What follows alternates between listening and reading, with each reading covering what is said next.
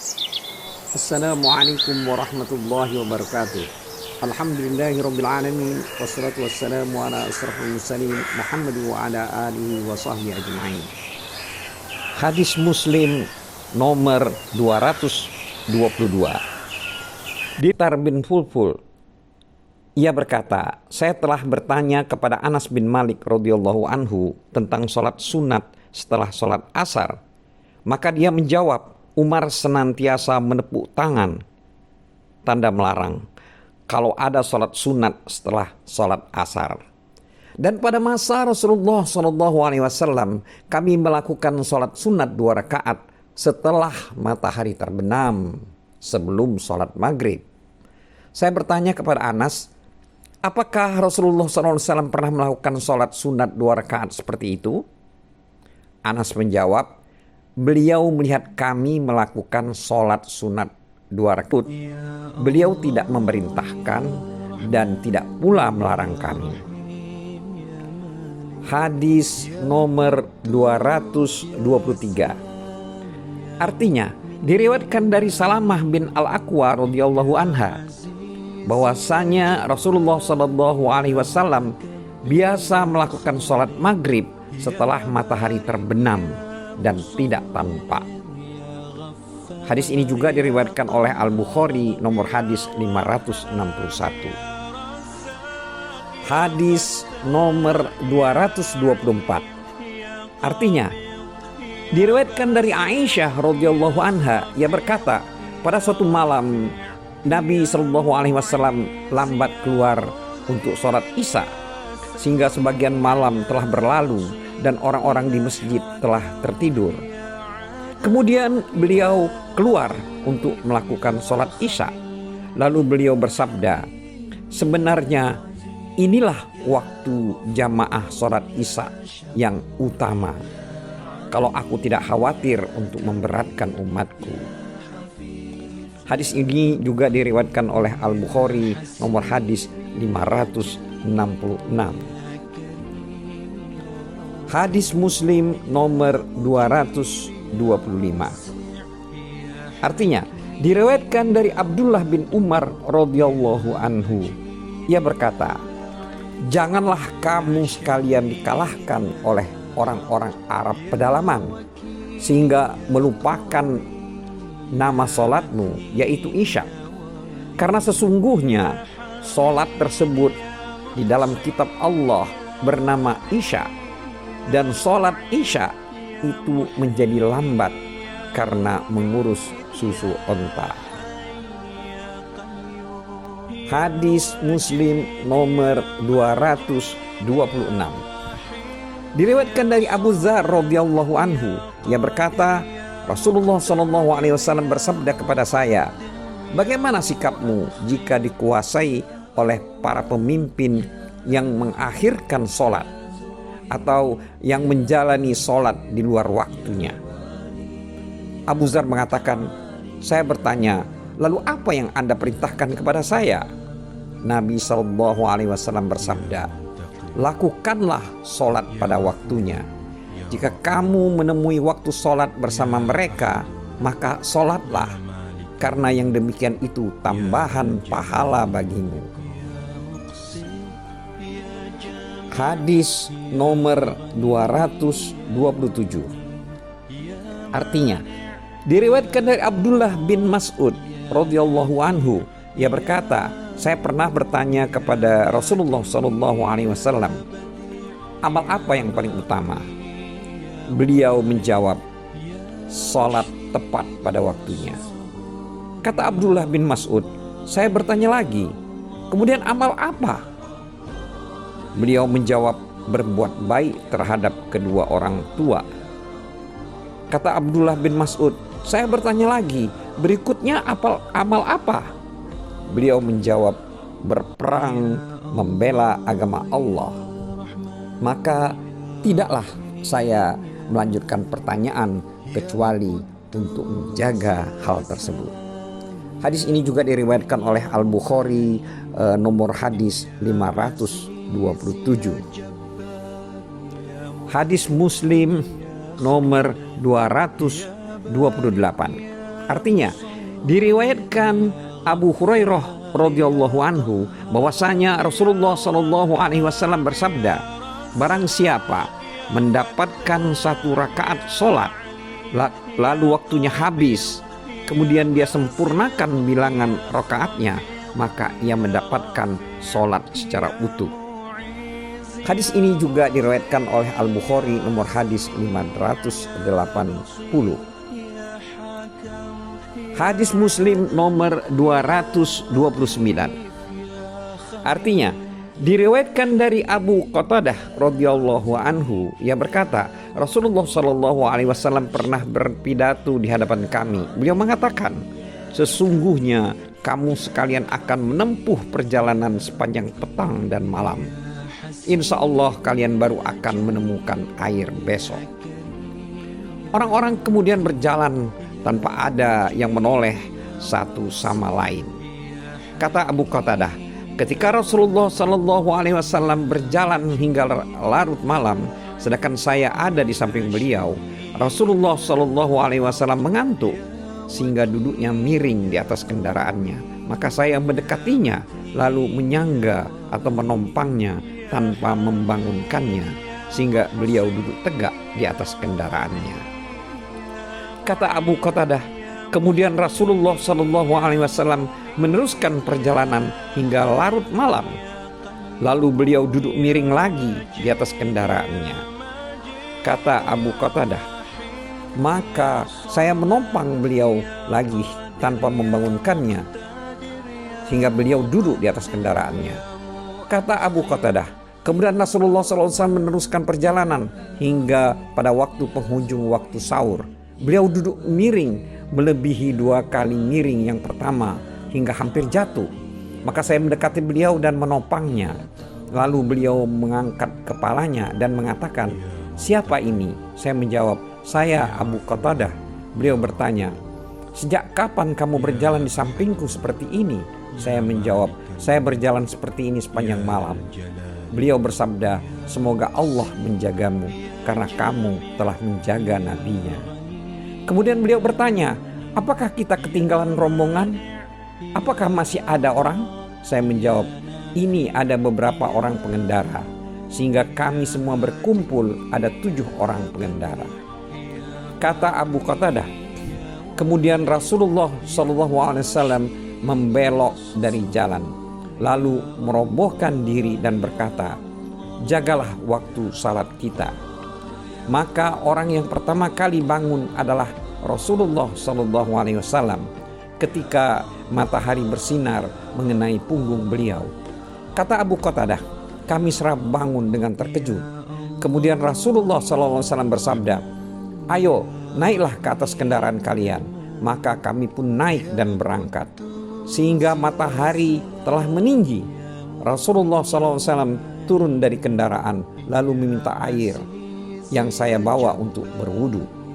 Kata Abu Qatadah, lalu Rasulullah SAW berwudu dengan air itu dengan sangat irit.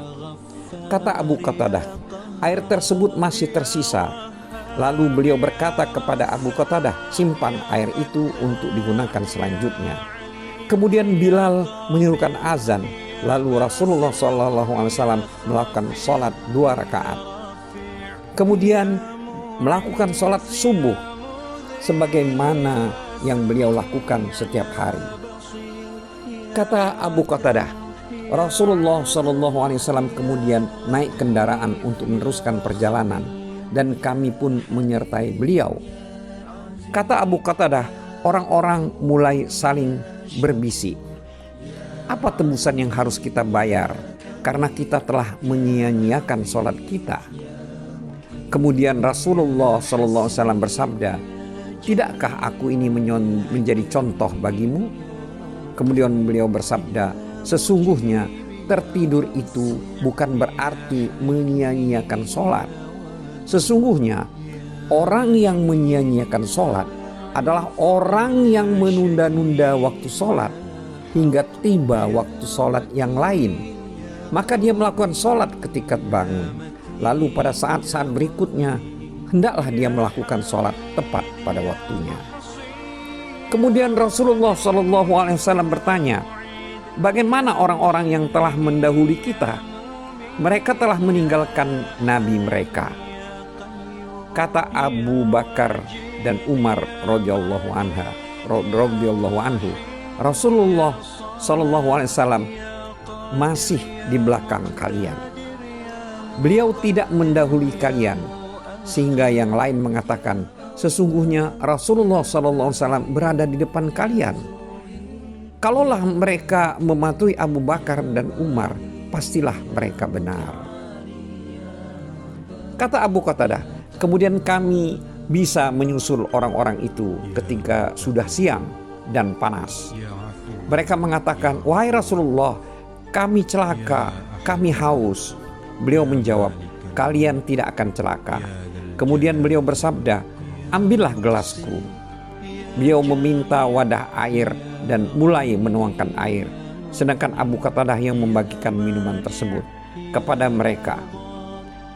Karena melihat air di wadah tersebut tinggal sedikit, maka mereka berebut. Lalu Rasulullah SAW bersabda, jangan berebut, masing-masing kamu akan mendapat minum yang puas. Kata Abu Qatadah, mereka pun patuh. Lalu Rasulullah SAW terus menuangkan air, dan saya yang membagikan kepada mereka, sehingga hanya saya dan Rasulullah yang belum minum. Kata Abu Qatadah, kemudian Rasulullah SAW menuangkan air, lalu berkata kepada saya, minumlah. Saya menjawab, saya tidak minum sebelum engkau minum ya Rasulullah. Kata beliau, sesungguhnya pemberi minum orang banyak, itu minumnya yang paling akhir. Kata Abu Qatadah, maka saya minum. Kemudian Rasulullah minum. Kata Abu Qatadah, maka semua orang dalam rombongan pasukan itu merasa puas dan segar dengan air sedikit sisa wudhu tadi. Kata Abu Qatadah, Abdullah bin Rabbah mengatakan, sungguh saya akan menuturkan peristiwa ini kepada semua orang di Masjid Jami. Lalu Imran bin Husain mengatakan kepada Abdullah bin Rabah, hati-hati hai anak muda, bagaimana kamu menceritakan hal itu, karena saya termasuk salah seorang dalam rombongan di malam itu. Abdullah bin Rabah menjawab, engkau lebih tahu tentang peristiwa itu. Imran bertanya kepada Abdullah bin Rabah, kamu dari kelompok mana? Abdullah bin Rabah menjawab, dari kaum Ansor. Kata Imran, ceritakanlah, karena kamu lebih tahu dengan peristiwa yang kau alami. Kata Abdullah bin Rabah, maka saya menuturkan peristiwa itu kepada orang banyak. Kata Imran, saya benar-benar telah menyaksikan pada malam itu, dan saya merasa tidak ada orang yang mengenang peristiwa itu seperti saya.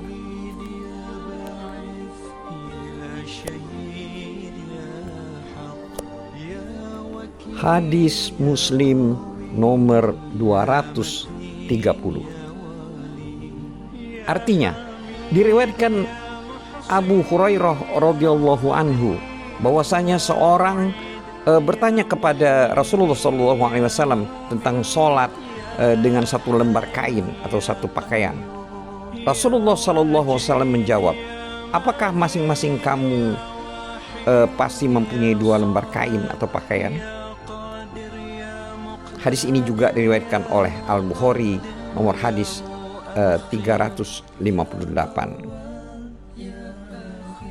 Hadis nomor 231 diriwayatkan dari Umar bin Abu Salamah radhiyallahu anhu.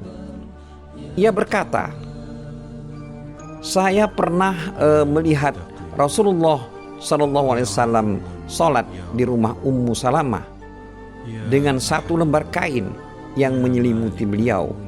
Beliau letakkan ujung kain itu di atas dua pundak beliau. Hadis ini juga diriwayatkan oleh Al-Bukhari nomor hadis 356. Hadis nomor 232 diriwayatkan dari Aisyah radhiyallahu anha. Ia berkata, Rasulullah SAW pernah melakukan sholat dengan mengenakan pakaian yang bergambar. Lalu beliau melihat gambar itu, Ketika selesai sholat, beliau bersabda, "Bawalah pakaian ini kepada Abu Jahm bin Huzaifah dan bawakanlah aku pakaian yang putih, karena pakaian bergambar tadi membuat sholatku tidak khusyuk." Hadis ini juga diriwayatkan oleh Al-Bukhari nomor hadis 375. Hadis Muslim nomor 233 diriwayatkan dari Ishaq bin Abdullah bin Abu Talhah dari Anas bin Malik radhiyallahu anhu bahwasanya neneknya yang bernama Mulaikah mengundang Rasulullah sallallahu alaihi wasallam pada jamuan yang telah dimasaknya. Maka Rasulullah sallallahu alaihi wasallam memakan sebagiannya lalu bersabda, "Berdirilah untuk sholat." Lalu aku menjadi imam. Kata Anas bin Malik, saya kemudian mengambil tikar milik kami yang telah menghitam karena sudah lama dipakai. Maka saya bersihkan tikar itu dengan air. Lalu Rasulullah SAW sholat di atasnya. Sedangkan saya dan seorang anak yatim berbaris di belakang beliau. Lalu sang nenek tua sholat di belakang kami. Sedang Rasulullah SAW menjadi imam kami 2 rakaat. Kemudian beliau pulang. Hadis ini juga diriwayatkan oleh Al-Bukhari nomor hadis 380. Hadis Muslim nomor 234 diriwayatkan dari Sa'id bin Yazid. Ia berkata, saya bertanya kepada Malik radhiyallahu anhu, apakah Rasulullah sallallahu alaihi wasallam pernah sholat dengan menggunakan sepasang sandal atau terompah? Dia menjawab, iya. Hadis ini juga diriwayatkan oleh Al-Bukhari nomor hadis 386.